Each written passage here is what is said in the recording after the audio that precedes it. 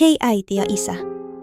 Tässä on pieni käyttöohje minua varten, jotta minusta kasvaisi tasapainoinen aikuinen.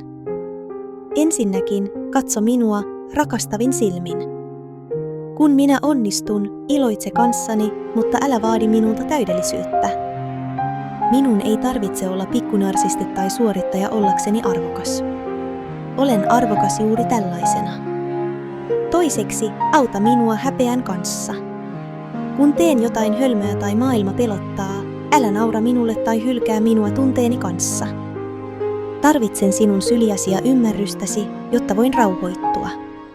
Sinun tyynen katseesi avulla minä opimme hallitsemaan omia suuria tunteitani. Ja muista, minä peilaan itseäni sinusta. Jos sinä olet aito ja hyväksyvä, minunkin itsetuntoni rakentuu vahvaksi.